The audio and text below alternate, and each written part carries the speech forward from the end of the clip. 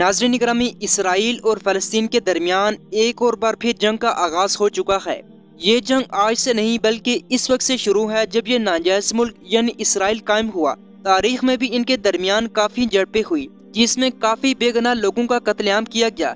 जैसा कि आप सब लोग जानते होंगे कि इस वक्त मुसलमानों का क़िबला अव्वल यानी बैतुल मुक़द्दस यहूदियों यानी इसराइलियों के कब्जे में है और यहूदी लोगों के यहाँ हफ्ते के दिन को निहायत ही मुक़द्दस समझा जाता है। इस दिन ये लोग कोई काम नहीं करते।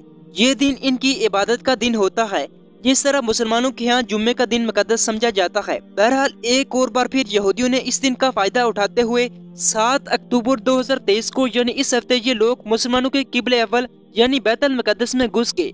नाज़रीन, ये बात फ़लस्तीनियों के लिए सबसे बड़ी तौहीन का बायस थी। लिहाजा हमास जो कि फ़लस्तीन की सबसे बड़ी मुस्लिम अक्सरियती जमात है, जिसे फ़लस्तीन की सबसे बड़ी इस्लामी तंजीम भी कहा जाता है, जिसकी बुनियाद आज से कुछ साल पहले यानी 1987 में रखी गई थी। जब हमास को यहूदियों के इस रवैये का पता चला तो इस जमात का सब्र का पैमाना अब इसराइलियों के जुल्म सितम से लबरेज हो चुका था। लिहाजा फ़लस्तीनी अक्सरियत पसंद तंजीम हमास ने हफ्ते के सुबह इसराइल पर हर तरफ से यानी बहरी और फ़िज़ाई रास्तों से हमला किया। कहा जाता है कि हमास से तल्लुक़ रखने वाले अक्सरियत पसंद सुबह सवेरे मोटरसाइकिलों के अलावा पैराग्लाइडर्स और कश्तियों का इस्तेमाल करते हुए गजा की पट्टी के इलाके से इसराइली हुदूद में दाखिल हुए। नाज़रीन, ताहाल ये वाज़ेह नहीं है कि इतनी बड़ी तादाद में मुसल्लह अफराद दुनिया की सख्त तरीन हिफाजती इंतजामात वाली सरहद अबूर करने में कैसे कामयाब हुए। बहरहाल हमास ने इसराइल पर किए जाने वाले हमले को ऑपरेशन तूफान अल अक्सा का नाम दिया है, जबकि इसराइली फौज ने जवाबी कार्रवाइयों के ऑपरेशन को अस्वर्ड ऑफ आयरन यानी लोहे की तलवार का नाम दिया है। नाज़रीन, हमास से तल्लुक़ रखने वाले फ़लस्तीनियों ने इस मौके पर इसराइली इलाकों पर हजारों की तादाद में रॉकेट दाग दिए, जिनमें से कुछ रॉकेट मकबूजा बैतुल मुक़द्दस और दीगर मकामात पर गिरे। हमास से तल्लुक़ रखने वाले फ़लस्तीनियों का कहना है कि उन्होंने इब्तिदाई तौर पर तकरीबन 5000 के अलावा मजीद 2000 रॉकेट फायर किए, जिनका हमास के चीफ कमांडर ने इस ऑपरेशन के आगाज में ऐलान किया था। इसके अलावा कहा जाता है कि हमास के जंगजू के इसराइल में दाखिल होने के बाद इसराइली मुल्क के जनूबी इलाकों में इनके इसराइली फौजियों से काफी झड़पें हुई। यहाँ तक कि ये भी कहा जाता है कि हमास के जंगजू इसराइल के कई इलाकों में घुस गए।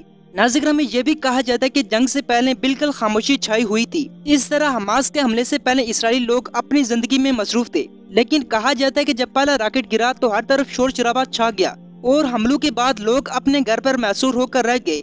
यहाँ तक कि सारी सड़कें, दुकानें, कैफेज सब कुछ वीरान हो गया। इसके अलावा फ़लस्तीन के बारे में ये भी कहा जाता है कि गजा में हमास के फौजी कमांडर मोहम्मद ज़ईफ ने एक बयान में मस्जिद अल अक्सा को आज़ाद कराने के लिए एक नए ऑपरेशन के आगाज का ऐलान किया।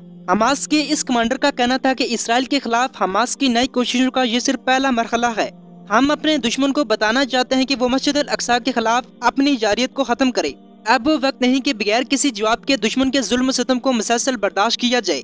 नाज़रीन, हमास के इस कमांडर का मजीद कहना था कि मैं मगरबी किनारे और ग्रीन लाइन के अंदर हर जगह फ़लस्तीनी को बुलाकर हमले की अपील करता हूँ और हर जगह मुसलमानों से हमला करने का मुतालबा करता हूँ। इसके अलावा अचानक हमले के दौरान फ़लस्तीनी गिरोह हमास ने दर्जनों इसराइली बाशिंदों को यरगमाल भी बना लिया, जिनमें इसराइल के आम शहरी और फौजी दोनों शामिल थे। यहाँ तक कि ये भी कहा जाता है कि कई इसराइली फौजियों को हलाक भी किया गया। अब तक के मुताबिक कहा जाता है कि हमास के पास तकरीबन 53 जंगी कैदी मौजूद हैं, जिनमें से बाज़ इसराइली फौज के सीनियर अफसर भी शामिल हैं। फ़लस्तीनियों के इस हमले की वजह से इसराइली फौज ने भी अपनी जवाबी कार्रवाइयाँ देना शुरू कर दी। यहाँ तक कि इसराइली तैयारों ने गजा शहर के मरकज पर वाक़े तकरीबन 11 मंजिला इमारत को बमबारी करके तबाह कर दिया। नाज़रीन, कहा जाता है कि इस इमारत में हमास के रेडियो स्टेशन कायम थे, लेकिन इस हमले के बाद हमास ने इसराइली इलाके पर मजीद 150 रॉकेट दाग दिए। नाज़रीन, बहरहाल देखा जाए तो अब इसराइल और फ़लस्तीन के दरमियान बाकायदा जंग का आगाज हो चुका है। यहाँ तक कि इसराइली पीएम बिंयामीन ने इस हमले को खुली जंग करार दिया है